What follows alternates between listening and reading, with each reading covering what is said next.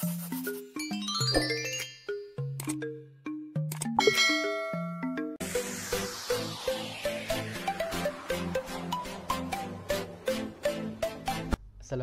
tuan, saya Muhammad Zikri bin Fakharuddin, umur saya 22 tahun.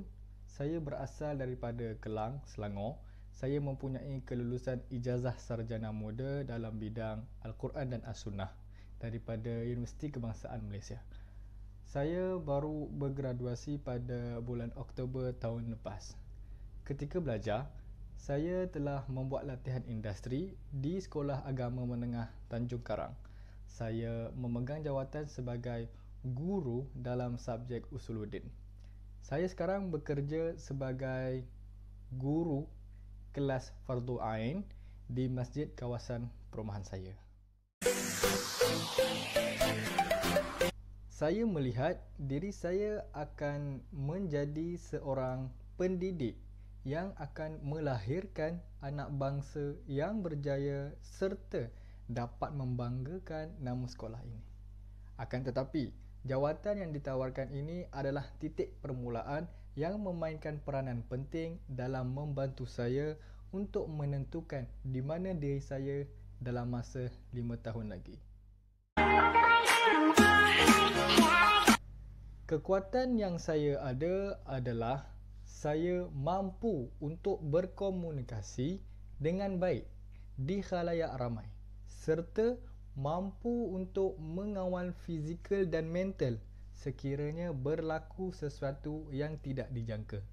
Saya juga mempunyai keyakinan yang tinggi dalam mendidik anak muda untuk berjaya. Kerana saya pernah mengajar adik saya yang pernah mendapat grade memuaskan dalam mata pelajaran Al-Quran dan As-Sunnah pada percubaan peperiksaan Sijil Pelajaran Malaysia iaitu SPM. Tetapi setelah saya mengajarnya dengan teknik yang betul, adik saya mendapat grade kepujian dalam mata pelajaran ini sewaktu SPM yang sebenar. Kelemahan saya pula ialah saya sering menggunakan bahasa pasar dalam berkomunikasi. Akan tetapi, saya berusaha untuk membaiki kelemahan saya ini. Berdasarkan gabungan akademik dan pengalaman yang saya ada, saya berpendapat bahawa tangga gaji minimum yang layak saya terima adalah RM1,500 Malaysia sahaja dan ia sangat memadai. Pada pandangan saya adalah orang yang paling layak untuk diambil bekerja di sekolah ini. Saya tidak menafikan mungkin ada calon yang lain yang mempunyai kebolehan yang standing saya dalam memikul tugas ini.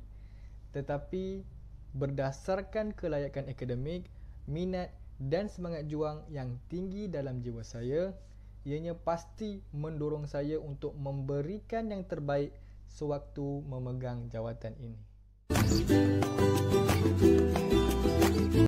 Antara sumbangan yang boleh saya berikan sekiranya saya menjawat jawatan yang ditawarkan ialah saya akan berusaha untuk menaikkan grade purata kecemerlangan akademik di sekolah ini ke tahap yang terbaik, iaitu dengan cara saya melaksanakan kaedah pembelajaran yang sesuai dengan situasi pelajar.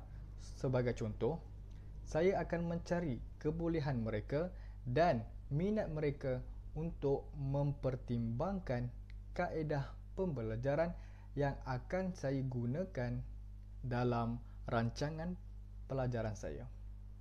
Sama ada dengan kaedah arahan langsung, pembelajaran kooperatif, perbahasan, perbincangan, pengelompokan atau simulasi. Kepakaran saya selain daripada jawatan yang dipohon adalah saya mahir bersukan. Saya pernah mewakili pasukan negeri Selangor sewaktu di universiti dalam permainan bola sepak. Saya juga pernah menjadi jurulatih bola sepak di Sekolah Kebangsaan Rantau Panjang dan pasukan yang saya latih itu memperolehi tempat yang kedua di peringkat daerah Kelang.